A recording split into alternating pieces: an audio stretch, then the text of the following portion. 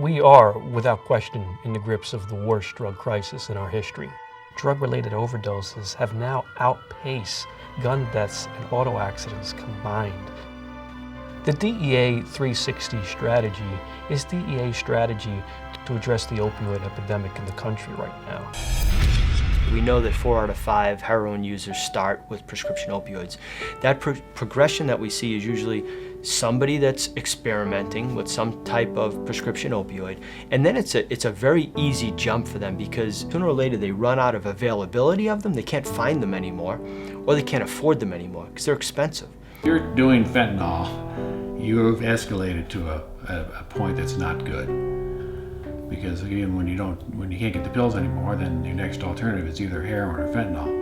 But the danger about opioids, and particularly fentanyl, is that very often the line between becoming high and death is very close. There's no do-overs, there's no second chances, there's no chance to wake up the next morning and say, I'm not going to do that again.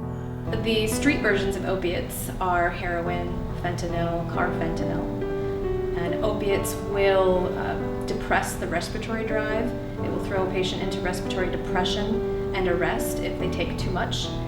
The patient doesn't breathe, the heart will stop. They'll go into a complete cardiac arrest, and that can be deadly. People obtain painkillers traditionally through their doctors, very often for legitimate reasons. Doctors need to understand how serious that fentanyl is. People can go in there with a small back problem and walk out with Percocets, Dilaudid, fentanyl. I wouldn't even be out of my medication, and the doctor would be like, here's some more. The medicine cabinet is a location where people obtain these drugs, which then lead to abuse, lead to misuse, and all too often tragically leads to heroin use. When the trooper told us that Adam was dead from a drug overdose, we didn't even know what an opioid was.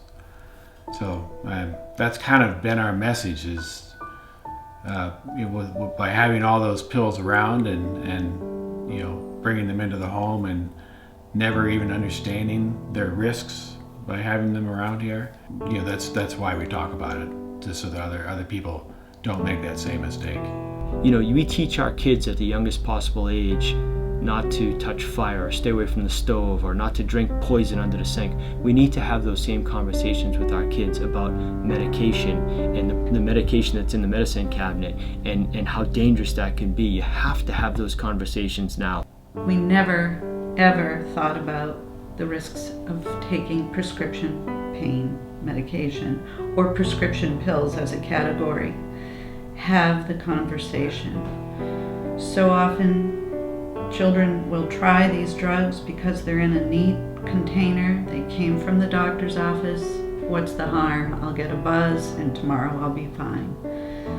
We really feel it's an important part of parenting to have the conversation. It can happen to anybody.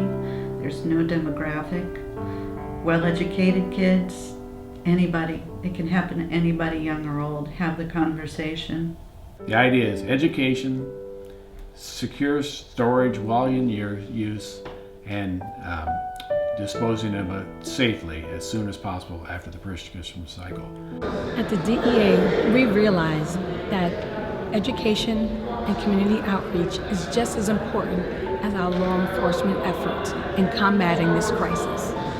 In this opiate crisis, we have families today that are dealing with addiction that never ever dealt with it before. It's okay to come out of the shadows. That's what 360 is all about, working with different people and different partnerships. Come out, let us know what we can do to try to help, not just law enforcement, but prevention and treatment.